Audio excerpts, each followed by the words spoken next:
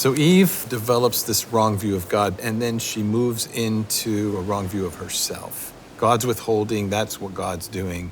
God's withholding because I am unworthy. And then it breaks down her relationship with others. Relationship with God, her relationship with herself, and then her relationship with others. And Adam is equally culpable in all of this. He's not distinct from all of this. He's right in the middle of the lie as it's progressing.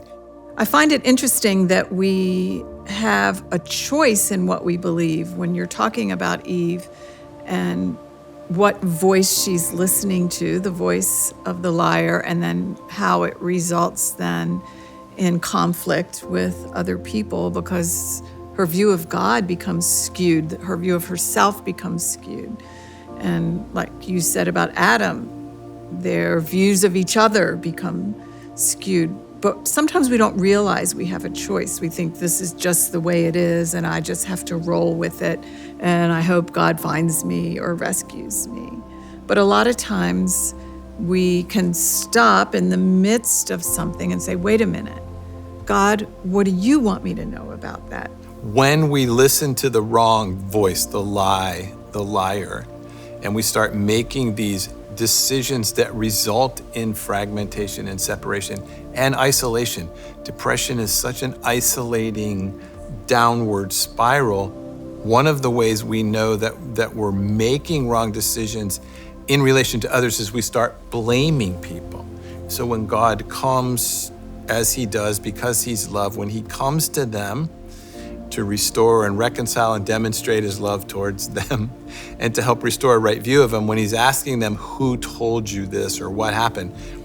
Eve is quick to say, I was deceived. I listened to the wrong voice. I was deceived. She's moving back in relation to God. And that's confession. And that's confession. She's truth-telling. Right, and it prevents any more separation from occurring. It's like she puts a stop to it by that confession. Adam, however, continues the blame game. And he actually blames first her, then God. The woman you gave me is what caused me. It's my problem is not me, it's the woman you gave me. It's that you're the problem, she's the problem. And this just fragments more relationships. It separates and isolates even more, which again puts everything on me now. So it's your fault, it's their fault, it's the company's fault, it's the government's fault, then I'm just a helpless, hopeless victim. And really I'm saying I'm powerless. Everyone's against me, it's all failing, even God. So we need a process to keep coming back and protecting relationship and not blaming other people, not blaming God. One of the remedies for that is really listening to God, taking the time to listen and staying connected to God as your source. Not the tree of knowledge of good and evil. That's where you become your own source and think, wow, this is bad, how can I make it good? Or this is good, how can I keep feeling good and evil? But staying connected to God as your source and receiving truth and revelation and insight and wisdom and apprehending the grace you have for the moment. So let's engage with that now. You know what I'm going to say. Let's breathe. We just learned the pursed-lipped breathing. So let's do that again. One hand on your abdomen, one on your chest. Breathe in for a count of 3. Breathe out with your lips pursed, like the way you would drink from a straw. You should feel your abdomen expand when you're inhaling, and you should feel it contract. You can even gently push on it to get all that air out of your lungs. We need to practice fully filling our lungs and fully releasing them. So take about a minute and do 3 or 4 cycles of pursed-lipped breathing, and then drink a big sip of water.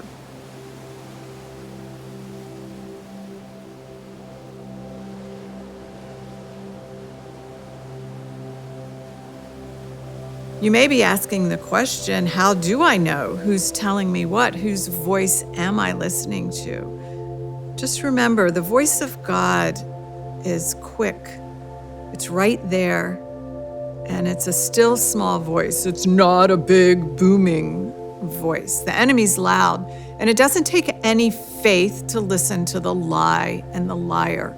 It's in the world. We hear it all the time. It does take trust and choice to listen to God.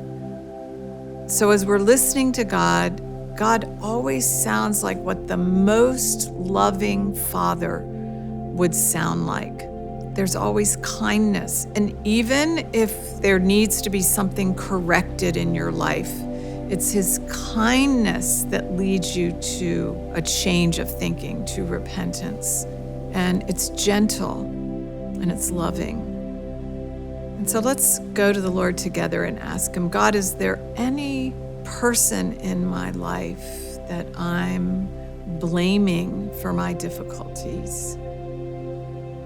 When I'm blaming, I'm fracturing a relationship, my relationship with you, myself, and that person. So God, will you just search me and know me and show me if there's any situation in my life where I feel like a victim and I'm blaming another person.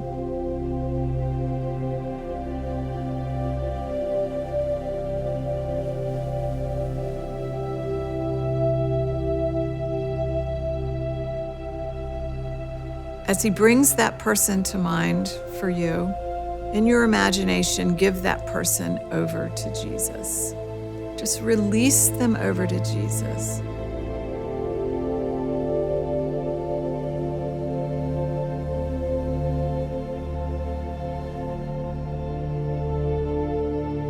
And then just ask God, how do you want me to think about the situation I'm in? And tell him the situation you're in.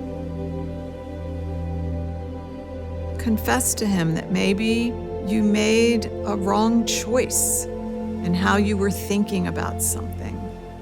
And ask him, what's the truth that you want me to know? What's really true? What do you want me to know?